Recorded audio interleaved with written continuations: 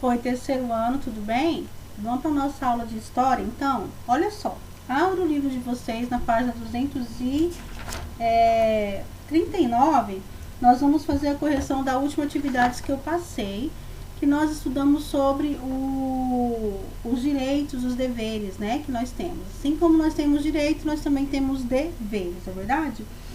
Aqui nessa imagem aqui da página 238, onde está a minha setinha, são respostas pessoais, né? Você vai criar um texto usando as palavras direitos, deveres, leis e sociedade. Isso eu vou corrigir quando eu pegar o livro de vocês. E depois vocês vão fazer um desenho sobre o texto que vocês escreveram, tá? Na página 239, vocês vão pintar a ilustração que representa respeito aos direitos. Então, aqui vocês vão pintar, então, a segunda ilustração aqui, ó, tá vendo?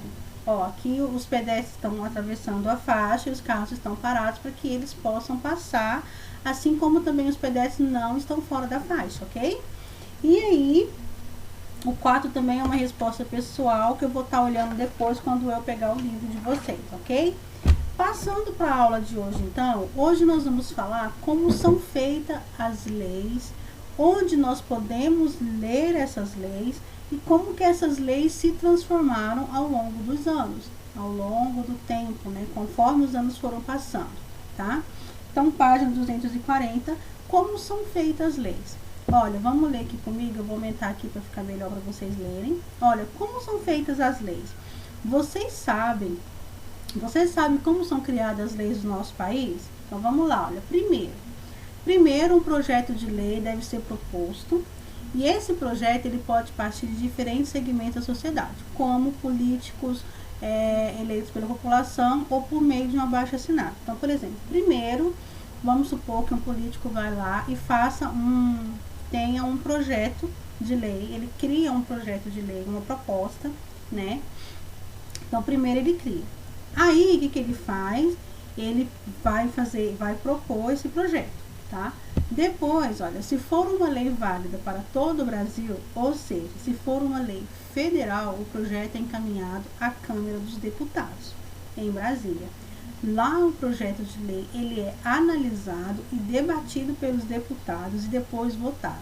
Caso seja aprovado, ele segue para o Senado. Então, vamos supor que eu sou uma política, eu criei um projeto de lei, eu vou e envio esse projeto de lei, é um projeto de lei que interessa para todo mundo, né, para todo o Brasil. E eu vou lá, mando esse projeto de lei lá para a Câmara dos Deputados. É para isso que os deputados estão lá. Quando você vota no deputado, você vê um deputado se candidatando, ele está ali para poder analisar os projetos de lei, os novos projetos, né, para aprovar ou não esses projetos, né. Então, manda lá para a Câmara dos Deputados, e lá eles vão analisar e vão debater se aquele projeto de lei é um bom projeto e se vale a pena sim aprovar. Depois que a Câmara dos Deputados aprova, se ele aprovar, essa lei, esse projeto ainda vai lá para o Senado, para os senadores analisar novamente, debater e ver se realmente aquele projeto é um bom projeto. E aí, caso os senadores aprovem, isso aqui está na letra C, tá? Caso os senadores aprovem, eles enviam para onde? Para o presidente da República. Aí lá, quando chega na mão do presidente, o que ele faz? Ele vai ler, né? O presidente da República, ele pode aprovar ou não aquela lei. Caso ele aprove, o texto da nova lei é publicado nos meios de comunicações oficiais do governo para que a população conheça. Então, o que acontece é tipo assim, ó, eu crio um projeto de lei, vamos supor que eu sou uma vereadora, eu sou alguém, criei um projeto de lei, envio esse projeto de lei para a Câmara dos Deputados, lá eles vão votar e debater, se aprovar, eles vão mandar para o Senado, aí lá do Senado, eles vão analisar e debater novamente. Se for aprovado, eles vão mandar para o presidente da República.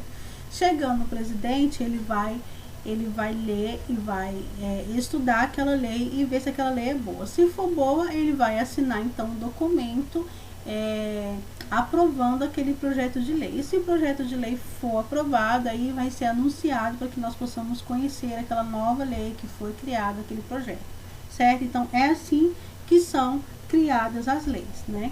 Aqui na página ao lado, nós temos como que aonde nós podemos ler e conhecer essas leis.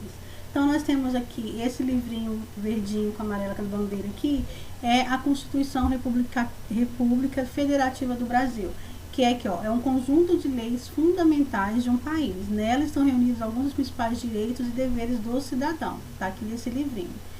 Nesse aqui do lado, que é o Estatuto da Criança e do Adolescente, que a gente chama de ECA, é um conjunto de leis que trata especificamente dos adolescentes e das crianças. São leis e deveres, tá? Para as crianças e adolescentes. Aqui, ó, Código de Defesa do Consumidor, que é o PROCON. Quais são os direitos dos consumidores e os deveres dos consumidores, tá? Então, o Código de Defesa, um conjunto de normas. E nós temos aqui o Código de Trânsito Brasileiro, que é um conjunto de normas que regulamenta o trânsito brasileiro. Tudo que está sobre a lei, tudo que fala sobre lei no trânsito, nós temos aqui nesse livrinho, Código de Trânsito Brasileiro. Então, é alguns lugares que nós podemos conhecer essas leis, tá? Passando para a próxima página, nós vamos entender que as leis, elas mudam, elas se transformam conforme o tempo vai passando. Então, lê comigo aqui, olha. A história e a cultura de uma sociedade influencia na formulação de suas leis.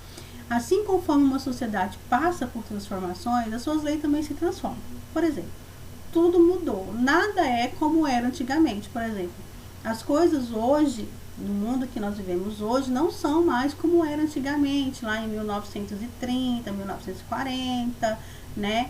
Não é mais. As coisas mudaram. Assim como as coisas mudam, as leis também se transformam. Surgem leis novas, né? Outras que já existiam são reformuladas. Então, as leis também se transformam. Aqui está escrito assim, olha, no Brasil, ao longo dos anos, os direitos e os deveres dos cidadãos passaram por diversas mudanças. Muitos dos direitos existentes atualmente são resultados de reivindicação da população brasileira. Lembra quando nós estudamos lá sobre os deveres, sobre os direitos, os direitos que os trabalhadores conquistaram, né, antigamente, que hoje nós usufruímos deles? Então, nós vamos ver aqui alguns exemplos, algumas coisas que as pessoas brigaram lá há muitos anos atrás e que hoje é válido ainda, né? Que as pessoas ainda aproveitam disso. Por exemplo, há cerca de 100 anos, grande parte dos direitos trabalhistas atuais não existia. Nós estudamos isso. A jornada de trabalho podia chegar a mais de 13 horas por dia e os trabalhadores não tinham direito a férias remuneradas, por exemplo. Se entrava de férias, não recebia, né? Foi somente após muitos anos de mobilização que os trabalhadores conquistaram os direitos que possuem atualmente. Nessa fotografia do lado era de participantes do movimento grevista em defesa dos direitos trabalhistas sendo reprimidos por policiais na cidade de São Paulo, em 1917. Isso aqui nós já estudamos, né? Lembra que nós falamos que os trabalhadores trabalhavam muito tempo, várias horas por dia, não recebia hora extra, né? Trabalhava em situações muito ruins, se tirava férias, não recebia, né? Tirava férias, não tinha dinheiro. Então, geralmente as pessoas deixavam de tirar férias por causa disso. E hoje, muitos dos direitos que nós temos, igual, por exemplo, férias remuneradas, 13º salário, né? Trabalhar só 8 horas por dia. Se eu trabalhar mais do que 8 horas, eu tenho que receber hora extra. Então, tudo isso foi um direito conquistado por esses trabalhadores lá atrás, há muitos anos atrás, né? Vamos seguir aqui. Ó, outra coisa que nós falamos, e que eu não vou ler aqui, é a questão das mulheres no Brasil. Não tinha direito de votar, por exemplo, né? Não tinha direito de votar, e foi um direito que elas conquistaram, né? Olha, em 1932, as mulheres do Brasil não tinham direito de votar para escolher seus representantes e nem se candidatar. Já pensou hoje o tanto de mulher que se candidata aí à presidência, a vereadora, a deputada, né? Esses direitos só foram adquiridos após uma intensa mobilização feminina, né? Aqui, essa imagem aí é uma mulher discursando durante a campanha da eleição na cidade do Rio de Janeiro, em 1933. Então, foi brigado lá atrás, há muitos anos, conquistar esse direito da mulher poder se candidatar e da mulher também poder votar, que ela não podia. Gente, a mulher era muito discriminada antigamente, né? Ó, Aqui, falando dos índios, ó, aqui nós temos a imagem de alguns índios. Ao longo de muitos anos de reivindicação, os povos indígenas que vivem no Brasil conquistaram diversos direitos. O reconhecimento do direito desses povos sobre as terras que tradicionalmente ocupam foi um dos mais importantes. Então, assim, muitas coisas hoje, fotografia de indígenas lutando por seus direitos no Congresso Nacional em Brasília durante a elaboração da Constituição do ano de 1988, né? Então, por exemplo, uma das coisas que eles conquistou foi o direito sobre as terras que eles ocupavam, entende? Então, se eles estavam ali naquela terra, eles conquistaram o direito de ter aquela terra ali para eles, ok? Então, foi um dos direitos conquistados pelos índios. E as pessoas com algum tipo de deficiência conquistaram importante direito nas últimas décadas, o que possibilitou que tivessem maior autonomia. Né? Os deficientes físicos também conquistaram alguns direitos. Direitos de ter vagas em empresas, direitos de estar em alguns lugares que antes não era, mas que agora eles conquistaram com muita luta, né? E aí aqui, olha, a fotografia de pessoas com deficiência acompanhando a votação do Estatuto do Deficiente Físico em Brasília no ano de 2008, tá? Então, o que nós aprendemos hoje? Nós aprendemos como que essas leis são feitas, aonde nós podemos encontrar essas leis, temos os livrinhos, né, do trânsito, do consumidor, da criança e do adolescente, da Constituição, né, que é várias leis de direitos nosso como cidadão, e como que essas leis foram transformadas, né, como que muita coisa que aconteceu lá muitos anos atrás vale até hoje, e como muitas coisas mudaram, tá? Vocês vão fazer atividades para mim na página 244 e 245. 244 e 245. E aí na próxima aula de história a gente corrige as atividades e eu venho com um novo conteúdo, tá bom? Beijo para vocês. Qualquer dúvida é só me chamar. Tchau!